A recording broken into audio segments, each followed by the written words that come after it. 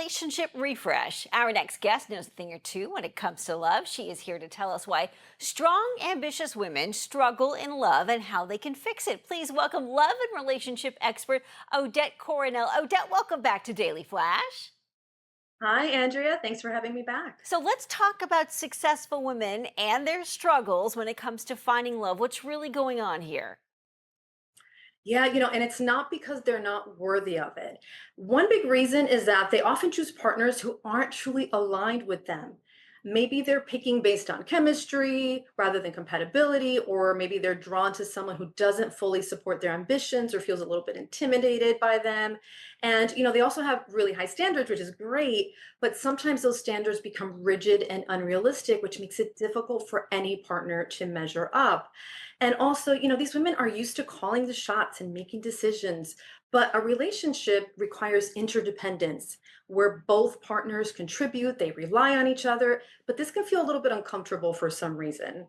And then there's the energy dynamics. Many successful women operate in their masculine energy at work. They're leading, they're achieving, they're making things happen. But in romantic relationships, they might struggle to then shift to a more receptive feminine energy, which is what's really needed in order to have polarity and attraction and to create that space for intimacy, connection, and partnership. And then on top of all of this, a lot of successful women have spent so much time building their careers that they haven't really built their relationship skills. So things like communication, vulnerability, repairing after conflict, these things require practice, just like any other skill. What I'm hearing from you, Odette, is ways to show up in a relationship from a different perspective. So, what are some practical ways to balance ambition and nurture healthier relationships? Yeah, that's a great question. And ambition and love don't have to compete. They can complement each other.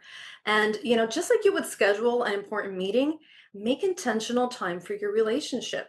And that means, put down the phone, step away from work mode, and be fully present and enjoy those moments of connection and playfulness and affection.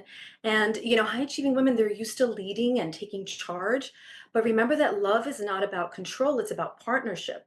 So allow yourself to receive, whether that's help or affection or support, and without feeling like you have to earn it. And remember to communicate with openness. In business, we have to communicate being direct and solution oriented, but relationships require vulnerability and sharing feelings. And sometimes it's not what you say, but how you say it.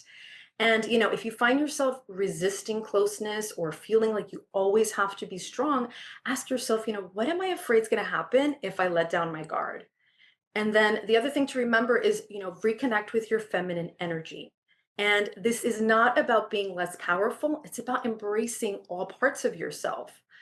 Feminine energy is really about flow and creativity and emotional connection. So simple things like dancing, spending time in nature, or even wearing something that makes you feel soft and beautiful can really help you access this energy. I think those are great points, Odette. And when it comes to maybe choosing a partner, maybe seeking someone outside of your career circle might be beneficial. Just a few seconds left here. Any other advice you can mention for us? Yeah, absolutely. Be open. And, basically, when strong, successful women, they recognize their patterns, they do the inner work, maybe work with a relationship coach, such as myself, then they can stop repeating the same relationship mistakes and start building the kind of love that they truly want and deserve.